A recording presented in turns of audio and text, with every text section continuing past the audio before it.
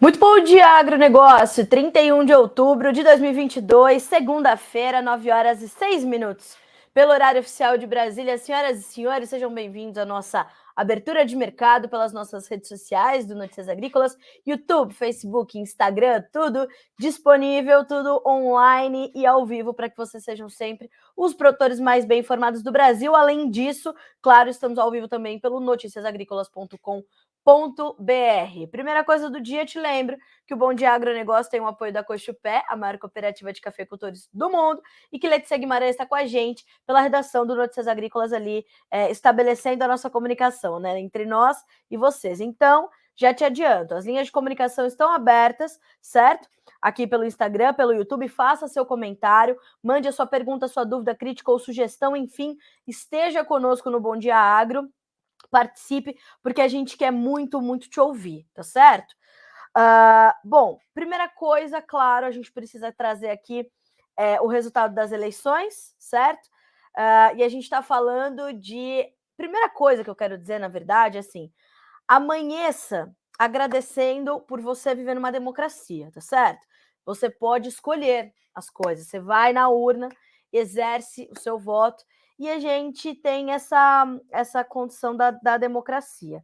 Eu sei que o setor está muito frustrado com o resultado das eleições, né? É realmente bastante preocupante para a maior parte do setor. Ontem nós já fizemos uma cobertura muito, muito forte aqui no Notícias Agrícolas, né?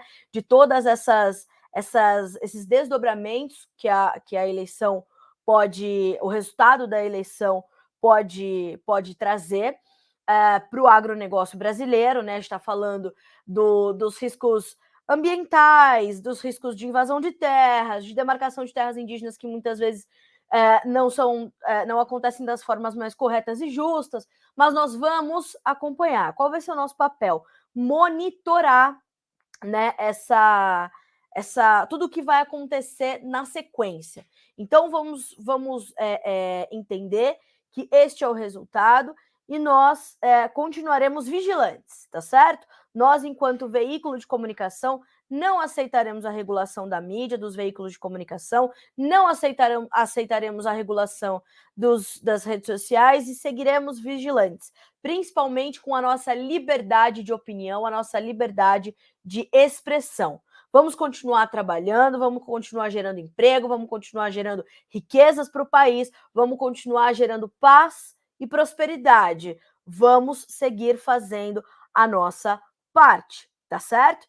Eu acho que isso é muito importante. Ao longo dessa semana, claro, a gente vai fazer toda a repercussão desse resultado das eleições, fosse esse, fosse outro, nós vamos fazer, claro, vamos trazer aqui as associações de classe, analistas políticos, analistas econômicos, para a gente entender o que esperar. A gente não sabe nem quem vai ser o ministro da Economia, então vamos seguir firmes, resilientes, fortes e vigilantes, tá certo? Tem muita coisa para a gente tratar aqui. E a primeira coisa, é claro, vamos falar então do resultado da eleição presidencial, o que as urnas mostraram, né? Lula, então, Luiz Inácio Lula da Silva, pela terceira vez eleito presidente do Brasil, certo? A diferença foi muito pequena, a diferença foi de apenas 1 ponto percentual exato. Luiz Inácio Lula da Silva teve 50,10% dos votos, Bolsonaro teve 49,10% dos votos. Foi a eleição mais acirrada da história do Brasil, da nossa jovem democracia. A consciência política do brasileiro vai ganhando maturidade, vai ganhando profundidade. A gente precisa trabalhar nisso, isso é extremamente importante e eu espero que realmente a gente continue tratando disso, porque é realmente muito importante que a gente continue trabalhando em cima de entender o que acontece a partir de agora. Então, este é o resultado, volto a dizer, num universo de 150 milhões de votos mais, a diferença foi de cerca de 2 milhões de votos a favor de Lula. Então, nós temos essa condição já nesse início de semana, neste 31 de outubro, né? Então, eu estou vendo aqui que hoje a gente tem muitos comentários, né? A gente tem uma audiência grande. Eu agradeço pelas mensagens. Continuem conversando por aqui. Enfim, é bem importante que vocês continuem as discussões políticas, aprofundem essas discussões, tá, senhores? Isso é bem importante de acontecer, tá bom? Então, seguimos por aqui. Claro, essa é a primeira manchete do dia. Não é a manchete, talvez, porque já tivemos esse resultado, né, no final da noite de ontem. Volto a dizer, os desdobramentos ainda serão trazidos por aqui, tá certo? Além de Luiz Inácio Lula da Silva ter sido eleito presidente do Brasil, nós tivemos também outros 12 governadores que foram eleitos em segundo turno, né? 12 estados elegeram seus governadores em segundo turno, e nós estamos falando ali de alguns estados importantes para o agronegócio brasileiro, como Mato Grosso do Sul, que traz Eduardo Riedel agora como seu governador. São Paulo elege Tarcísio de Freitas, né, do Republicanos. Nós temos ainda Paulo Dantas reeleito no Alagoas, Raquel Lira vencendo no Pernambuco. Então a gente tem ali algumas mudanças então para governos estaduais. Vamos tratar dessas mudanças. São Paulo elege Tarcísio de Freitas, portanto, Fernando Haddad, do PT, perdeu para Tarcísio. Na Bahia, quem se elegeu foi Jerônimo, do PT, contra o ACM Neto. No Rio Grande do Sul, Eduardo Leite se reelege, deixa para trás Onyx Lorenzoni. No Pernambuco, Raquel Lira vence Marília Arraes. Em Santa Catarina, nós temos Jorginho Melo, do PL, vencendo Décio Lima, do PT. Na Paraíba, João Azevedo leva, deixando para trás Pedro Cunha Lima. E a gente tem mais alguns estados que eu vou buscar aqui para vocês. No Amazonas, Wilson Lima leva também a melhor. Então a gente tem esse rescaldo também para os governos, né? 12 estados definiram, portanto, os seus governadores em segundo turno. Então a gente tem esse entendimento também, e a gente vai olhar para isso também. Vamos acompanhar quais serão os desdobramentos nos estados que mais nos cabem aqui para o agronegócio e tudo mais, mas, claro, vamos monitorar todos os demais, né? Vamos seguir acompanhando. A gente teve eleição também em segundo turno para governador do estado do Espírito Santo, né? O maior estado produtor de café Conilon do país. Vou lembrar que agora não consigo me lembrar o nome do governador eleito do Espírito Santo. O Renato Casagrande, do PSDB. O Manato, do PL, perdeu, portanto. Em Alagoas, como eu falei, Paulo Dantas reeleito. Inclusive, Paulo Dantas, há pouco, foi afastado por corrupção, ou suspeita de corrupção, depois retomou seu cargo e foi reeleito com 52% dos votos. Wilson Lima deixa para trás Eduardo Braga, do MDB, o Wilson Lima, que é do União Brasil, deixando para trás um medalhão da política, né, do estado do Amazonas, que é o Eduardo Braga. No Mato Grosso do Sul, o capitão Contar foi quem perdeu para Eduardo Riedel. Eduardo Riedel foi eleito com 56,9% dos votos. Em Rondônia, também tivemos essa eleição em segundo turno para governo do estado. Quem leva é Coronel Marcos Rocha, do União Brasil, deixando para trás Marcos Rogério, do PL. No estado do Sergipe, a gente tem eleito o governador Fábio, deixando para trás Rogério Carvalho, do PT. Sergipe, que é uma outra parte ali, né, bem como Alagoas, uma nova parte de uma outra parte de uma nova fronteira agrícola, principalmente para a soja, a região denominada ali de Cealba, Sergipe, Alagoas e Bahia. Então, os três estados tiveram, de fato, essa eleição em segundo turno, né? E temos essa situação. A todos vocês que estão nos mandando bom dia, muito obrigada, sejam bem-vindos à nossa abertura de mercado. Nós estamos aqui trazendo as primeiras manchetes do dia, nossa abertura de mercado com preços, notícias, tudo aquilo que é mais relevante nessa manhã de hoje, para você começar bem o seu dia, tomar boas decisões, fazer os seus planejamentos. Passamos já pelas manchetes políticas, certo? Então, tivemos a eleição de Lula, tivemos a eleição de outros 12 governadores em segundo turno, e um dos desdobramentos disso são os protestos que estão interditando a BR-163 no estado de Mato Grosso após o resultado das eleições. De acordo com a agência de notícias Reuters, protestos feitos por manifestantes que seriam apoiadores do presidente Jair Bolsonaro interditam a BR-163 em 4 pontos no Mato Grosso após o resultado do segundo turno das eleições. Vídeos que circulam na internet mostram pneus pegando fogo na via. Em um deles é possível ouvir o hino nacional. A concessionária Rota do Oeste, que administra a rodovia, confirmou à agência Reuters o fechamento nos seguintes pontos, fique atento, tá? Nova Mutum, na altura do quilômetro 594, sentido sul, Lucas do Rio Verde, no quilômetro 691, Sorriso, quilômetro 746, Sinop, quilômetro 835.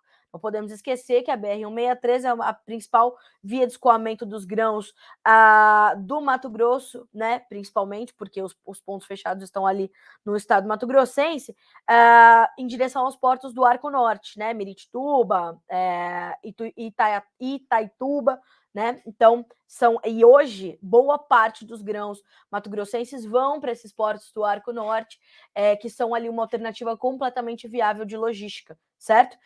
Abre aspas para a nota da Rota do Oeste, concessionária que cuida deste trecho da BR-163. A concessionária segue acompanhando, sem interferência, as manifestações com foco na segurança viária. As equipes operacionais da Rota do Oeste estão sinalizando o final da fila como forma de evitar acidente, tá certo?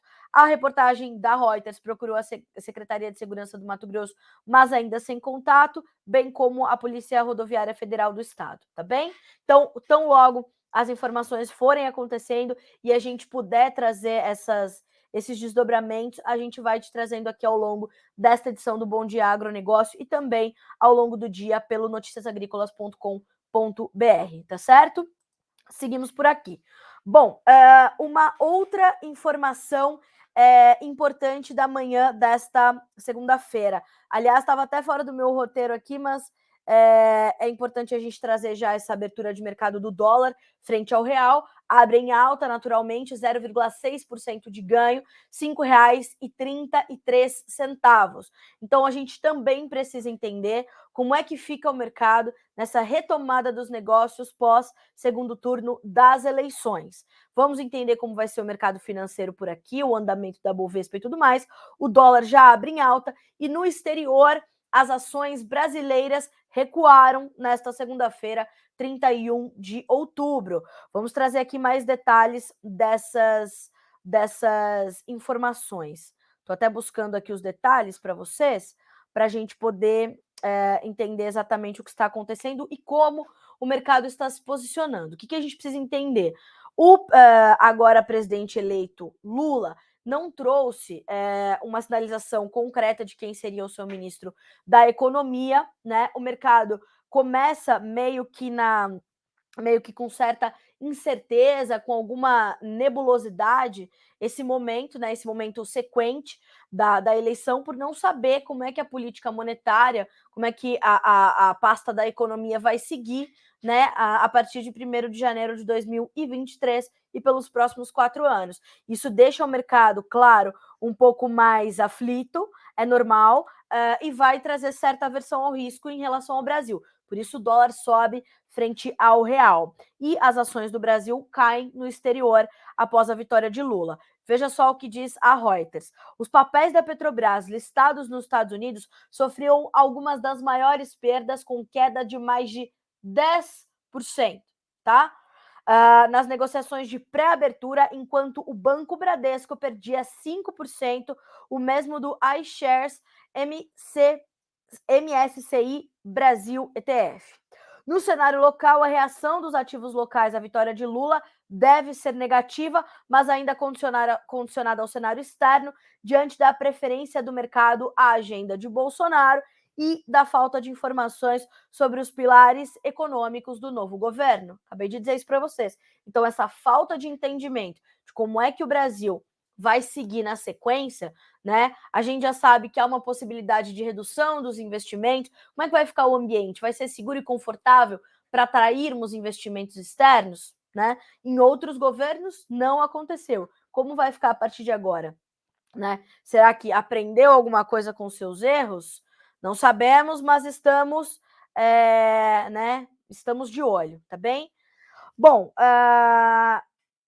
seguimos aqui com as nossas informações e passar dessa questão política e financeira da macroeconomia, que, como eu falei, tudo isso, senhoras e senhores, ainda vai ter muito desdobramento que a gente vai fazer ao longo dessa semana, entendendo como o agronegócio recebe essas informações.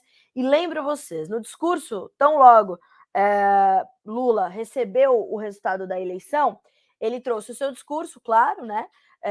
E já sinalizou algumas coisas importantes ao agronegócio, né? Sinalizou que vai olhar para os pequenos e médios produtores rurais, para a agricultura familiar. No seu plano de governo tem ali que a Embrapa vai se destinar a pesquisar mais para a agricultura familiar. Agora eu lhes pergunto, senhoras e senhores, onde é que estava todo o potencial do agro brasileiro para acabar com a fome nesse país, enquanto ele foi presidente em outras ocasiões, não é verdade? Ou enquanto Dilma foi presidente desse país. Por que não o fizeram, né? Então, há sinalizações importantes. Garantiu o desmatamento zero, falou que vai buscar o desmatamento zero da Amazônia. Espero que faça isso no Brasil, com líderes brasileiros e não com líderes estrangeiros, olhando para a nossa Amazônia. Temos sim que trabalhar pelo desmatamento zero, tomara que consiga, né? Agora, precisa olhar não só para a Amazônia, tem que olhar para os amazônidas também, as milhões de pessoas que lá vivem e precisam de viabilidade financeira, que vivem da floresta e na floresta, né? Então, a gente tem muito ainda para desdobrar, como eu falei, mas houve sinalizações importantes no discurso, mas vou deixar para profissionais que sabem mais do que eu fazer essa análise política desse primeiro discurso de Lula e dessas sinalizações para o agronegócio brasileiro, tá bem? Seguimos. Bom, agora a gente vai começar a falar dos mercados e a gente já tem um convidado esperando a gente. Eu vou adiantar aqui o assunto para a gente poder chamar o nosso convidado para essa conversa. Hoje, o trigo sobe forte na Bolsa de Chicago, mais cedo tinha altas de quase 50 pontos, diminuiu um pouquinho, mas ainda sobe mais de 40 pontos, os principais contratos negociados do trigo na Bolsa de Chicago. Nas outras bolsas internacionais também, os preços sobem, porque a Rússia anunciou sua saída do acordo do corredor de grãos da Ucrânia, ou feito com a Ucrânia. Rússia, ONU, Ucrânia, ONU, né? Isso foi anunciado no sábado e o mercado, claro, está refletindo desde ontem, na abertura dos negócios, esta movimentação. Então, a gente tem, nesse momento, altas que variam no trigo de 36 a 47 pontos, levando os preços de volta a buscarem o patamar dos $9 por bushel. Claro que isso vai puxar a soja, vai puxar o milho. O milho tem altas também que variam de 11 a 15 pontos e meio, e na soja os ganhos são mais tímidos agora, mas mais cedo subiam mais forte. Então a gente está falando de altas na soja que variam de 5,5 a 6 pontos, 7 pontos e meio nos contratos mais negociados. Então hoje, neste início de semana, o destaque vem efetivamente com as altas do trigo, fortíssimas. E quem vai nos explicar um pouco mais do impacto desse anúncio, né, da saída da Rússia do acordo do corredor de grãos e o impacto sobre os preços é o meu amigo Marcelo De Bacco, da De Bacco Corretora do Rio Grande do Sul, lá de Viamão. Marcelo, bom dia, meu amigo. Seja bem-vindo. É sempre um prazer ter você com a gente aqui no Bom Dia Agronegócio. Bom dia, Carol, tudo bem? O prazer é nosso. Espero poder contribuir aí com o entendimento da questão do trigo, pelo menos, né? Pois é uma das coisas que a gente tem que entender hoje, né, Marcelo De Bacco? É impressionante a gente ver que a gente tem que tentar buscar um entendimento, né? O que aconteceu, como a gente pode imaginar um governo Alckmin, porque é nisso que a gente tem que focar.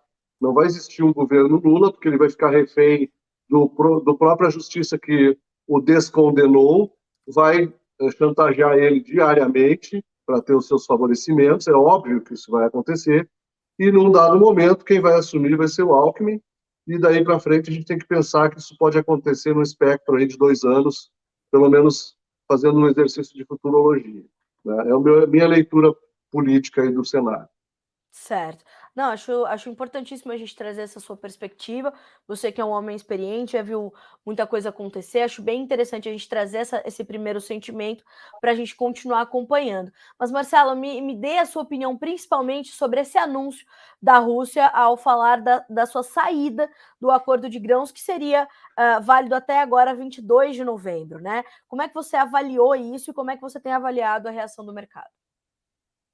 Olha, Carol, nós tínhamos já uma ideia de que a Rússia não iria manter o acordo até o final, até porque tem a entrada do inverno no hemisfério norte.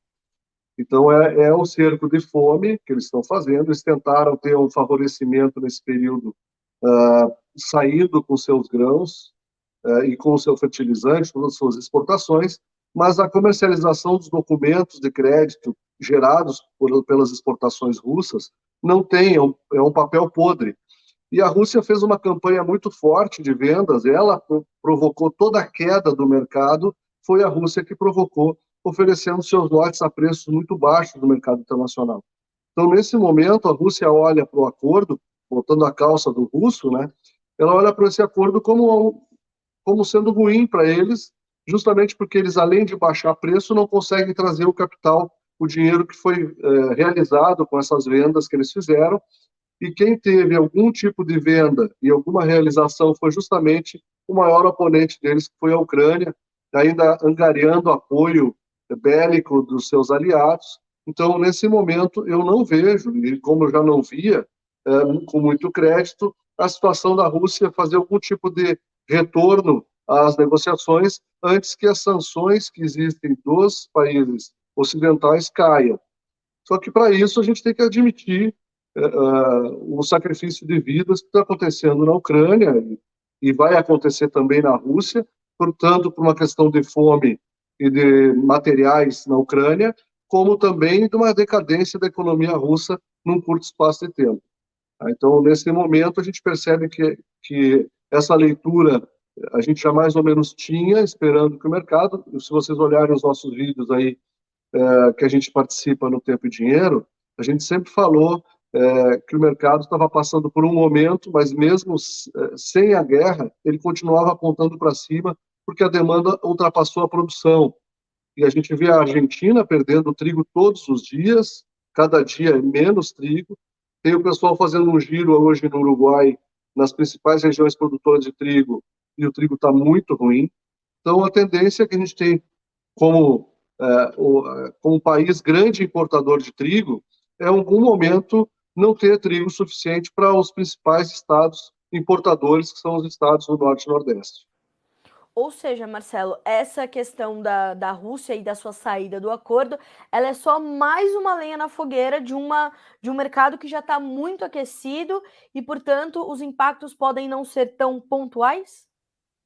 Justamente, a gente percebe, Carol, matou a charada com essa tua pergunta, excelente pergunta, porque o mercado olha e às vezes a gente percebe assim a sociedade um pouco vendida. Não é só vender o trigo, não é só exportar o trigo, criar um corredor de segurança. É a navegação, o serviço logístico, entender que existe segurança de fato. As empresas, a indústria securitária, a indústria de seguros, também perceber essa realidade e lembrando que os preços dos ativos triplicaram, tanto o trigo, quanto o petróleo, quanto a mão de obra, e os ativos propriamente ditos, os navios, as embarcações, os motores, tudo aumentou de preço e tudo precisa de uma precificação de seguro maior. E as companhias estão vendo cada vez um risco crescendo numa região que não é necessário participar. O Brasil, com o tamanho que tem, abastecendo o resto do mundo, com o acordo que fez especialmente com a China para milho, e também com o excedente de trigo que nós temos aí no curto prazo, nós podemos virar a rota preferida dessa navegação, uma vez que nós não temos, estamos muito distantes desse poderio bélico russo sobre o Mar Negro. Tá. Marcelo, como ficam os consumidores diante desse momento? Nós temos um patamar de preço que já assusta o demandador, ou ele está preparado para passar por isso e está disposto a garantir realmente que esteja abastecido, garantir a sua oferta, porque sabe que essa oferta é bastante curta. Como é que está do outro lado? A gente entende esse lado da oferta, como é que está o lado da demanda? Olha, Carol, quando a gente fala de trigo, estamos falando primordialmente, não somente, mas primordialmente de alimento humano, consumo humano. E quando a fome bate, as pessoas começam a cancelar outros contratos, né? Outros ativos, outros compromissos. Então, vai diminuir a assinatura de TV, de telefonia, esses serviços de luxo, entre aspas. vão começar a perder público para essas pessoas manterem a sua capacidade de consumo de alimento, até porque a gente está falando de um alimento que leva 8 dias, em média, para chegar na mesa do consumidor, desde que a indústria internou nos seus silos. Então, eu acho que a demanda vai ser, o mercado vai buscar o equilíbrio, mas enquanto houver um excedente de demanda, haverá um excesso de preço. Vai haver esse aumento de preço, nós já vimos isso acontecer. Pode existir alguma restrição de demanda naqueles países onde a fome já é endêmica, mas nós podemos ter novidades sobre a fome em países da América do Sul, que já estávamos aí bastante afastados dessa situação da fome, mas mais agudamente, assim, piora, especialmente no norte da África. Marcelo, a gente viu a União Europeia, por exemplo, pedir para a Rússia revogar a sua saída do acordo. Você acha que isso ainda pode acontecer? A gente ainda pode ver a Rússia voltar para o acordo e talvez até estender a vigência disso tudo? Ou, na sua opinião e diante da sua experiência, você acha que realmente é isso e é a palavra final e vamos entender como ficamos a partir de agora? Olha, Carol, eles têm muito tempo para jogar ainda, né? A entrada do hemisfério do inverno no hemisfério norte, a neve, todo aquele frio, a gente está falando, não é um frio como o frio do Rio Grande do Sul, aí, -3, quando cai muito a temperatura. A gente está falando de -27 até -30 graus em toda a comunidade europeia. O hemisfério norte vai sofrer bastante com a ausência da energia russa, e talvez eles estejam apostando nisso. Mas um fator, assim, um ponto importante que chama a atenção é que se houvesse a expectativa interna de um acordo, não haveria esse chamamento de 270 mil, foram 300 mil soldados chamados, mas somente 270 mil realmente foram incorporados ao fronte. Já tem mais de 80 mil soldados desses 270 mil incorporados efetivamente no fronte, e o resto continua em treinamento e adaptação aos novos equipamentos bélicos. Então, eu não acredito que alguém vá preparar, assim como antes da guerra começar, eu dizia que eu não acreditava que alguém ia pôr 100 mil soldados na fronteira para não fazer nada. Eu não acredito que alguém chamou 270 mil soldados para fazer um acordo, porque isso custa muito dinheiro. As pessoas custam dinheiro, os equipamentos, os consumíveis, tudo custa muito dinheiro. E quem está pagando isso, diferente do que a sociedade às vezes imagina, não é o governo. O governo não tem dinheiro, o governo arrecada impostos para pagar conta. Então imagina o que o povo russo está pagando essa conta. Marcelo, a gente tem uma pergunta aqui do Emerson Antoniacomi. Marcelo, temos perspectiva de preços para o trigo para novembro e dezembro? Eu já vou puxar esse gancho porque eu queria entender como fica tudo isso para o Brasil, Marcelo. A gente está colhendo uma bela safra, enquanto alguns dos nossos vizinhos tiveram problemas sérios. O Brasil se destaca, portanto, novamente como uma alternativa para o mercado internacional, e como é que vão ficar os nossos preços? E aí já emendo a pergunta do colega aqui, o Emerson, para novembro e dezembro. Bom, a gente tem que entender o seguinte, Carol, existe toda uma realidade, um circo global de fome, aí um cerco medieval que a Rússia está impondo aos países do norte da África, e a navegação daqui para lá, a gente está falando de 45 dias, em média.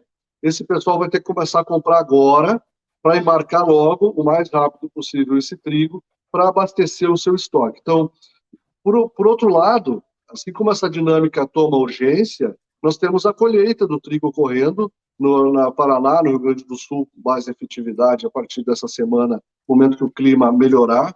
E nós temos um esgotamento logístico das condições de armazenamento, recepção e também dos portos brasileiros, especialmente do Sul, para saída desse trigo.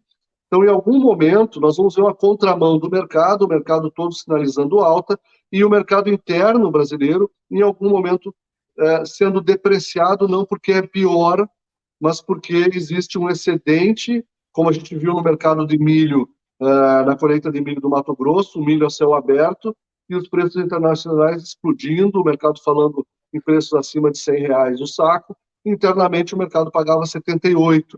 Então, isso pode acontecer no trigo, no curto espaço de tempo, e aí, respondendo ao Emerson, novembro é crítico para essa colheita, especialmente no Rio Grande do Sul, e dezembro vai ter a repercussão desse esgotamento da situação logística e do aproveitamento das estruturas portuárias e também do interior para dar suporte para receber todo esse grão, mantendo qualidade e padrão, como a gente está acostumado, e o mercado mundial já viu a qualidade que o Brasil tem. Então, nesse curto espaço de tempo, nós vamos ver um declínio de preço.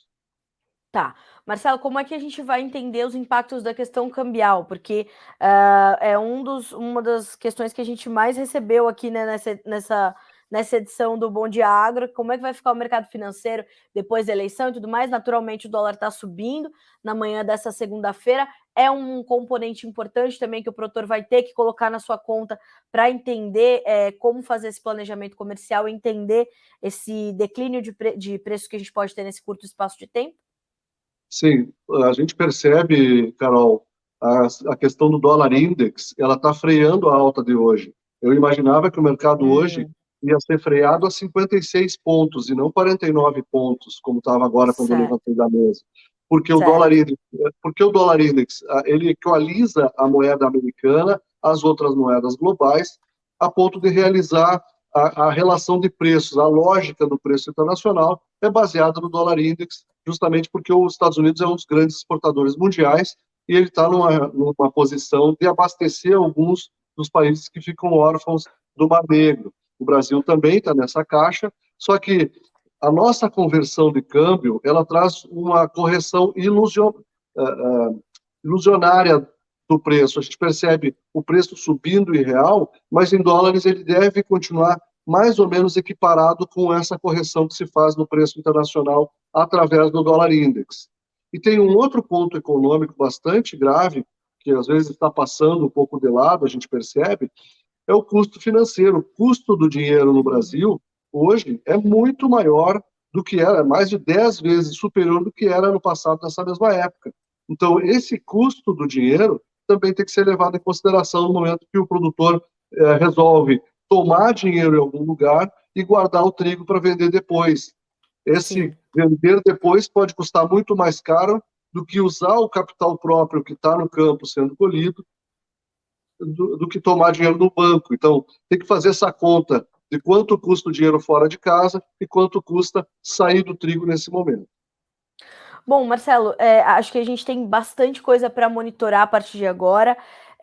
E, de fato, assim, a gente tem um cenário que começa a se redesenhar, né? Então, a gente combina, para o trigo especificamente, a gente combina essa questão política, financeira e econômica do Brasil com todos os nossos fundamentos específicos do trigo e mais, claro, essa questão do anúncio da saída da Rússia desse acordo do corredor de grãos. Então vamos acompanhar. Muito obrigada pela gentileza de aceitar nosso convite e estar conosco nesta manhã de segunda-feira, principalmente nessa manhã agitada e incerta de segunda-feira. Tenho certeza que a gente ainda vai conversar muito para entender o que esperar daqui para frente. Obrigada mais uma vez por estar conosco. Eu que agradeço. Um forte abraço, uma boa semana a todos. Né? Obrigada. Boa semana para ti, para Rita, para Duda, para todo o time da Debaco. Até mais. Obrigado. Tchau. Um beijo. Tchau.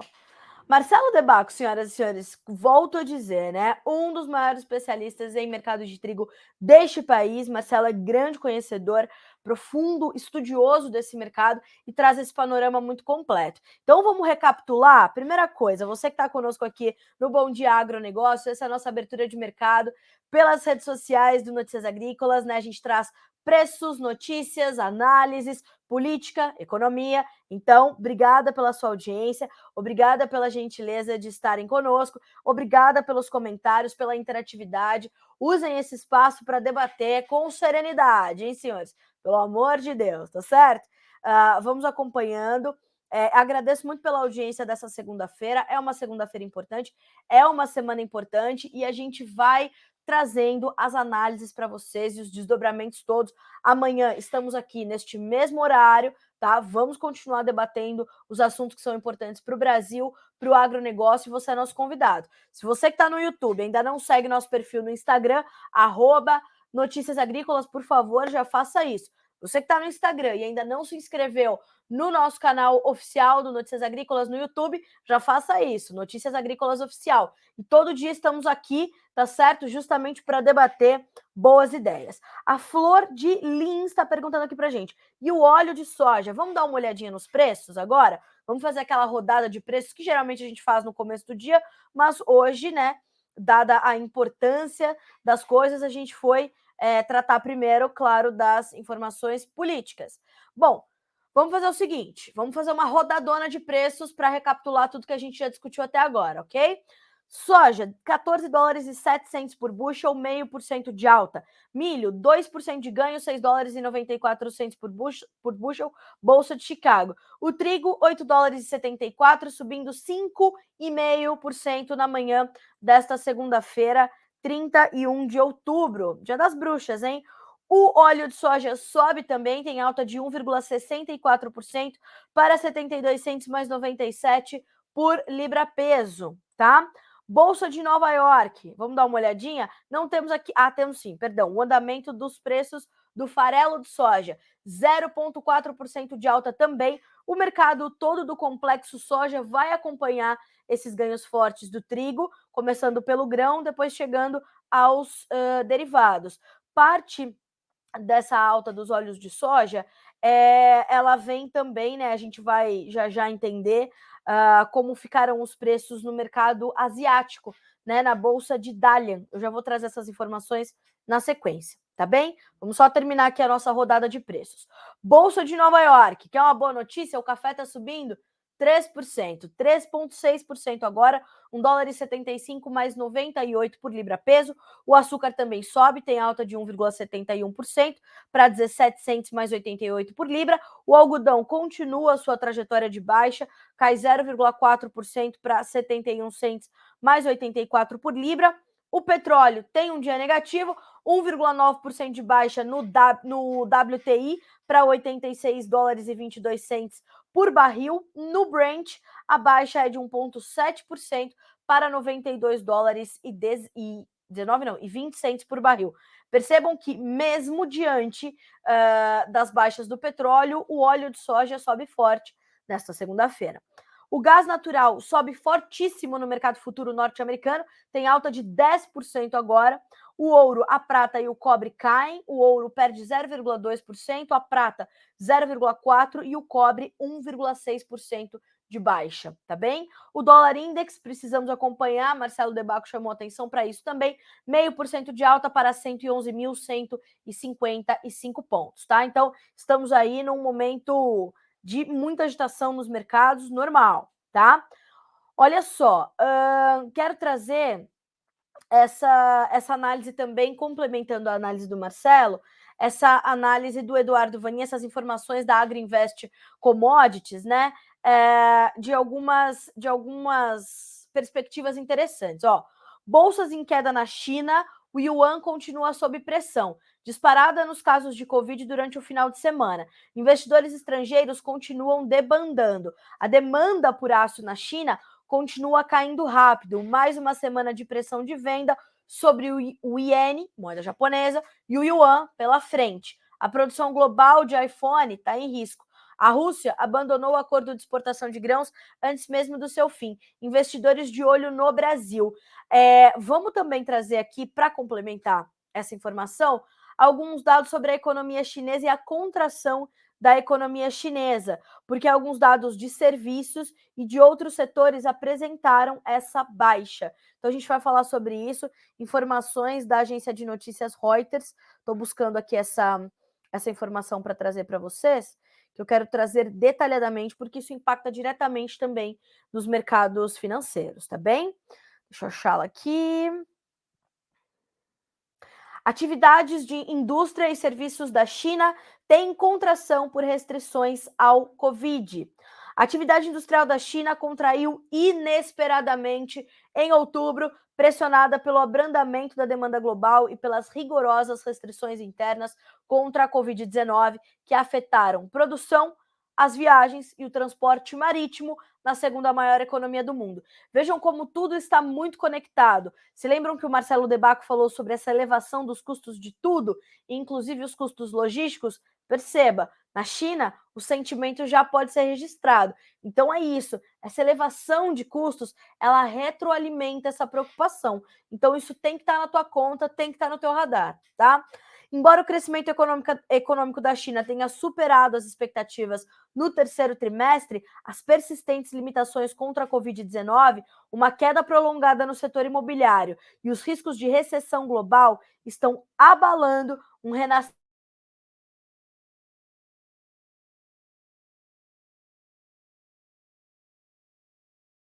Percebam que, além de prata, ouro e cobre, como a gente já citou, a gente tem também uma baixa nesta segunda-feira do minério de ferro, tá? Que está ampliando as suas quedas lá na China e intensificando as perdas mensais. Então, vai terminar outubro o minério de ferro com baixas bastante agressivas, tá certo?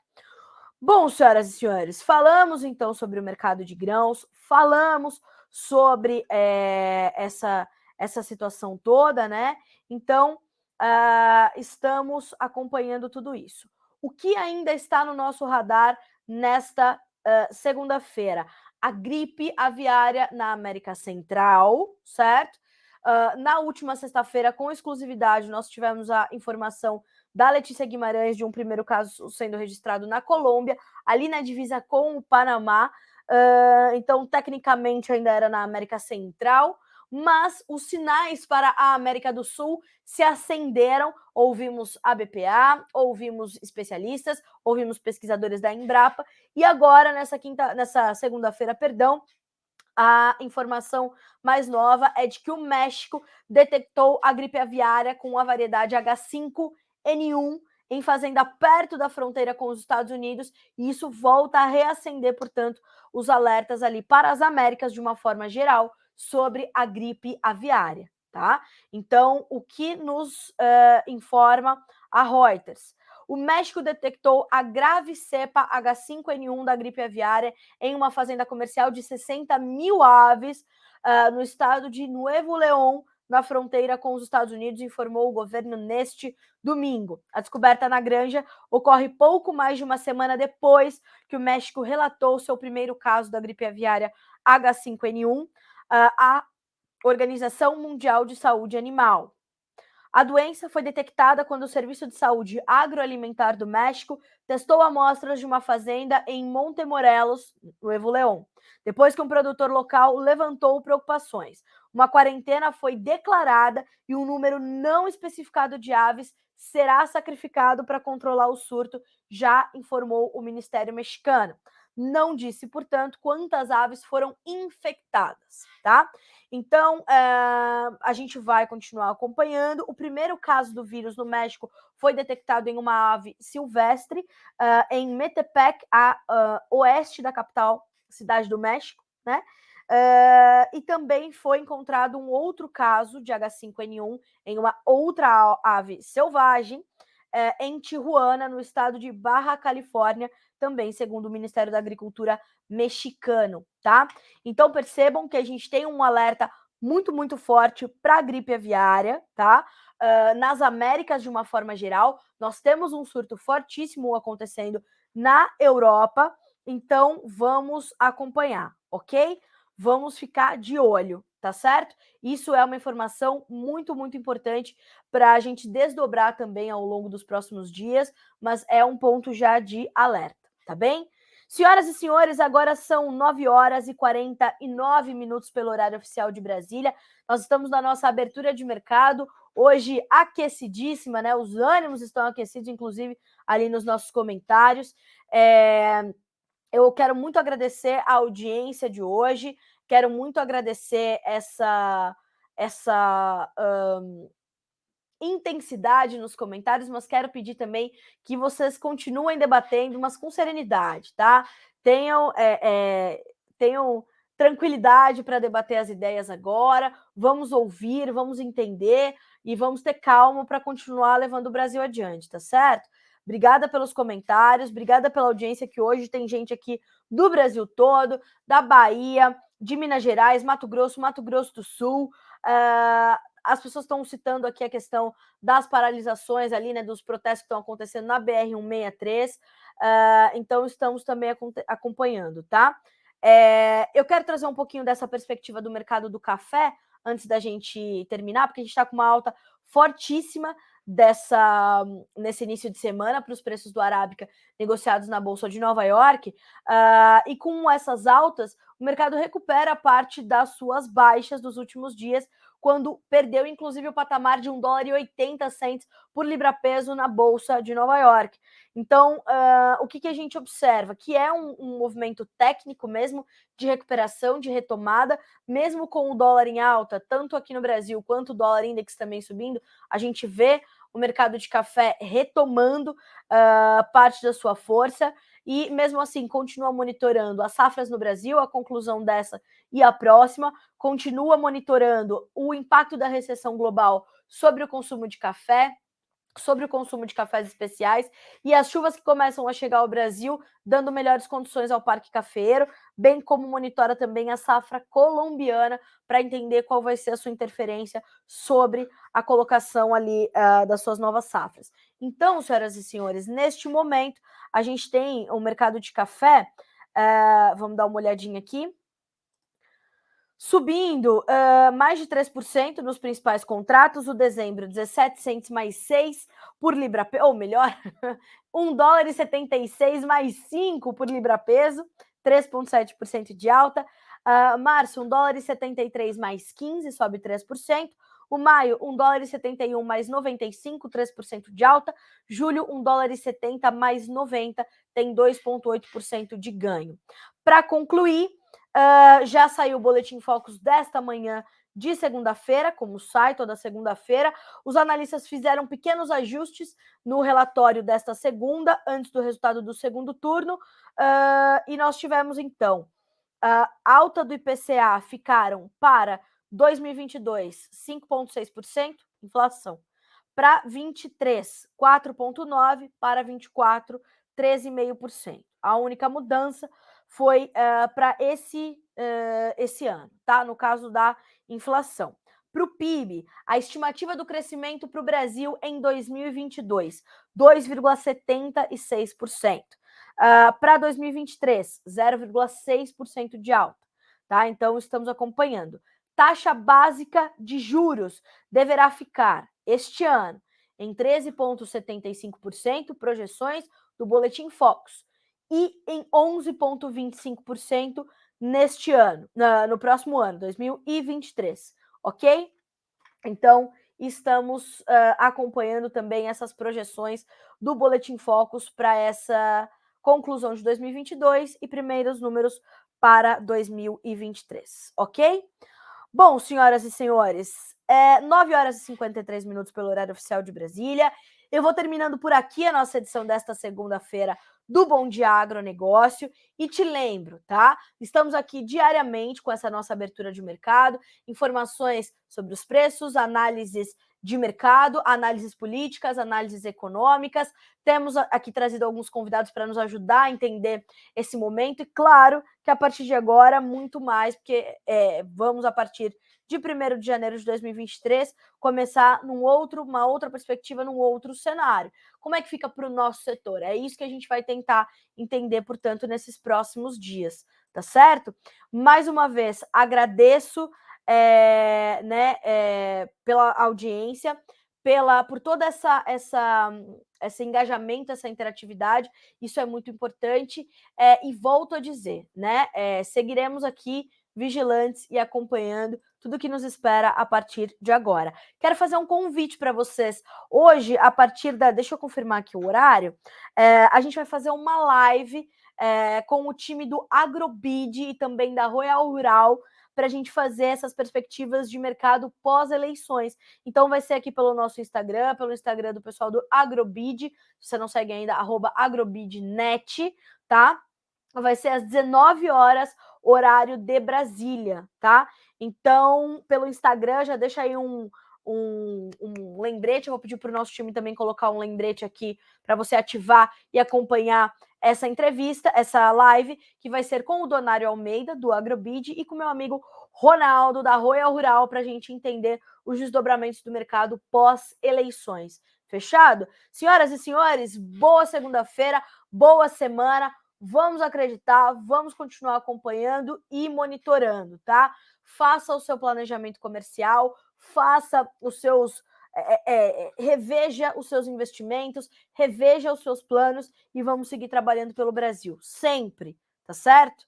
E seguimos por aqui. O Notícias Agrícolas está só começando a sua programação ao vivo desta segunda-feira. Continuem nos acompanhando para serem sempre os produtores rurais mais bem informados do Brasil e do mundo. Até amanhã, boa semana.